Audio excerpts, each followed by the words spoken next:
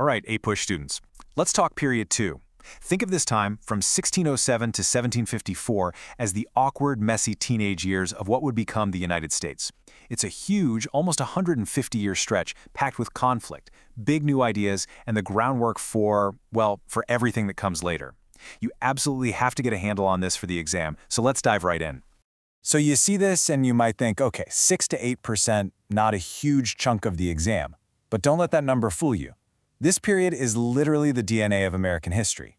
The tensions, the economic systems, the ideas about freedom, and the brutal realities of inequality that get started here, they ripple through every single other period you're going to study. Seriously, understanding period 2 is about understanding the why behind everything else, from the Revolution all the way to the Civil War and even modern day. So, our timeline is framed by two really important dates. It all kicks off in 1607. That's when Jamestown is founded, a pretty shaky, desperate first permanent English settlement. And it wraps up in 1754, when the first shots are fired in what's going to become a massive global conflict, the French and Indian War. Everything that happens in between those two dates is the story of how a handful of scattered, very different colonies start to become something, well, something new. Okay, so to get our heads around all this, we're going to break it down into 6 big ideas, basically following the themes the AP exam cares about. We'll look at the big European powers slugging it out, then zoom in on the different British colonial regions. We'll unpack the Atlantic economy, the interactions with Native Americans, the rise of slavery, and finally, how a new American culture starts to take shape. Let's get started. All right, first things first. We've got to remember that North America at this time was a massive competition. It wasn't just the English. You had Spain, France, the Netherlands, and England all trying to carve out a piece for themselves. And the key thing to know? They all had completely different game plans. This table right here, this is a game changer for your essays. Just look at the differences. Spain was all about wealth and converting souls to Catholicism. Think gold and conquest, using systems like the encomienda. Now compare that to the French and the Dutch. They were businessmen. They wanted trade, furs, fish, so they built relationships and alliances with native tribes. And then you have England. Their motivation was totally different. They wanted to plant people on the land. They were all about settlement, agriculture, and religious freedom for their own groups. These motivations are the key to understanding why their colonies looked so different. Okay, so now that we've got the lay of the land with all the European powers, let's zoom in and focus just on the English. And here's the most important thing to remember. There was no single British colonial experience, not even close. You really had 3 distinct worlds developing: New England, the Middle Colonies, and the South. They were wildly different from each other. And this chart really lays it all out. Up in New England, think small towns, Puritan religion, and a mixed economy of family farms, fishing, and shipbuilding. It's very community-focused, with things like town meetings. Then you've got the Middle Colonies. This was the real melting pot, super diverse, both ethnically and religiously. Their economy was booming thanks to grain exports. That's why they were called the breadbasket. And then, totally different again, you have the Southern Colonies. Their entire world revolved around huge plantations growing cash crops like tobacco and rice. This created a super rigid social structure, with a small, super wealthy planter elite at the very top. So, what's the engine driving all of this colonial growth? It's a massive, interconnected economic system that spanned 3 continents, the Atlantic economy. It was incredibly profitable for some and unimaginably brutal for others. And the most infamous part of this system was the triangular trade. Here's a simplified version of how it worked.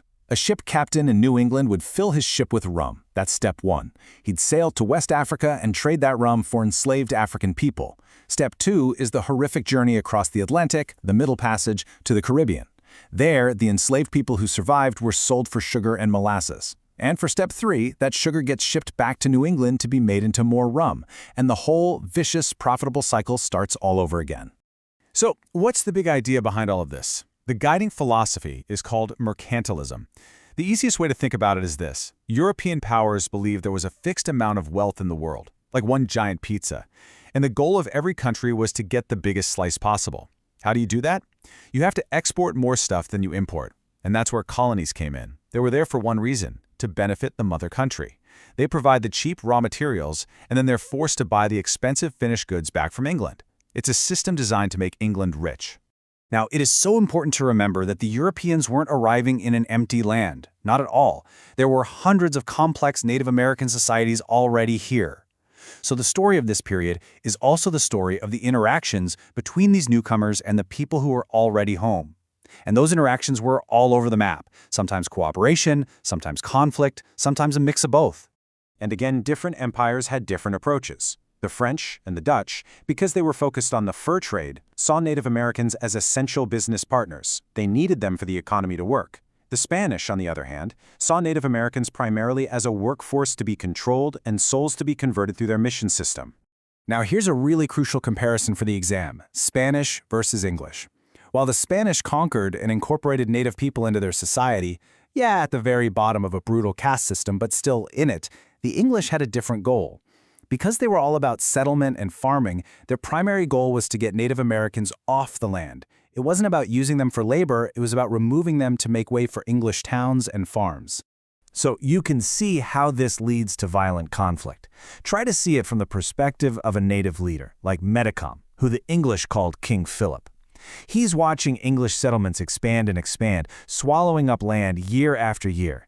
He saw, correctly, that this relentless encroachment wasn't just a threat. It was going to completely erase his people's entire way of life. For him, war wasn't a choice. It felt like the only possible option for survival. This constant demand for land, and more importantly for labor to work that land, especially in these southern colonies, leads us to one of the most tragic and foundational developments of this entire period: the creation and legalization of a system of race-based chattel slavery. So how did this happen? It's a really important chain of events. At first, the big labor source, especially in places like Virginia, was indentured servants from England. But then, in 1676, you have Bacon's Rebellion.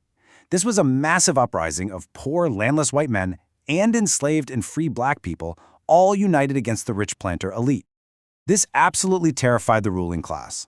They saw the danger of a unified lower class, so they made a deliberate choice to divide them by creating a legal system that gave poor whites some advantages and locked Africans into permanent, hereditary slavery based on race.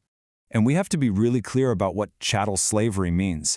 The word chattel means movable personal property.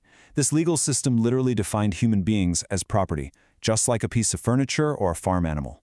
It stripped them of every single human right, and, this is key, it made the condition permanent and hereditary. It passed down through the mother, meaning the children of an enslaved mother were born into slavery for life, regardless of who their father was. But, and this is so important to remember, enslaved people resisted this system constantly, every single day. That resistance could be covert, secret things like preserving cultural traditions, working slowly, or breaking tools. But it could also be overt, outright rebellion. A major example is the Stonewall Rebellion in South Carolina in 1739. This was an armed uprising of enslaved people fighting for their freedom. It was brutally crushed, but it showed that the fight for freedom never stopped.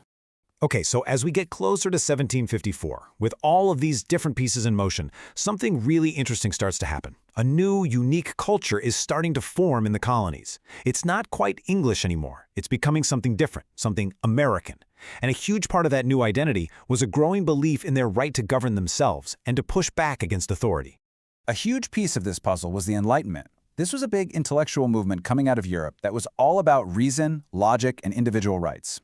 Thinkers like John Locke became super popular in the colonies. His ideas about natural rights, life, liberty, and property, and the social contract, which says that a government's power comes from the people, this gave colonists the intellectual ammunition they needed to start questioning the king's authority. Now, at the same time you have this very intellectual movement, you also get this massive, fiery, emotional movement called the Great Awakening. It was a huge religious revival that swept through all the colonies. Preachers like George Whitefield would travel around, drawing enormous crowds and emphasizing a personal, emotional connection to God. And what this did was it encouraged people to challenge the authority of their old established ministers. It taught them to think for themselves, which is a habit that easily spills over from church into politics. And this wasn't just people sitting around reading books. These ideas had real-world consequences. A perfect example is the issue of impressment. This is when the British Royal Navy would basically kidnap colonial sailors and force them into service. To the colonists, who were reading Locke and thinking for themselves, this was an outrageous violation of their liberty. And they didn't just write angry letters, they rioted. There were huge violent riots in Boston over this, showing that they were more than willing to fight to defend their rights. Okay, so let's boil this entire chaotic 150-year period down to 3 things you absolutely have to know for the AP exam. Number 1, The British colonies were not one thing. They were three very distinct regions with different economies and societies. Number two, the whole system was powered by transatlantic trade and mercantilism, and that economic demand is what drove the horrific expansion of slavery. And number three, by the end of this period, a new American identity was starting to form, fueled by their experience with self-government, the ideas of the Enlightenment, and the passion of the Great Awakening. And that brings us to one final, big question to think about as you study. When you look at everything we just talked about, these incredibly diverse colonies, their separate economies, this growing habit of self-rule and questioning authority, you have to wonder, was the American Revolution inevitable? Was the split from Great Britain already baked into the cake from the very beginning? That's the perfect question to have in your mind as we move into period 3.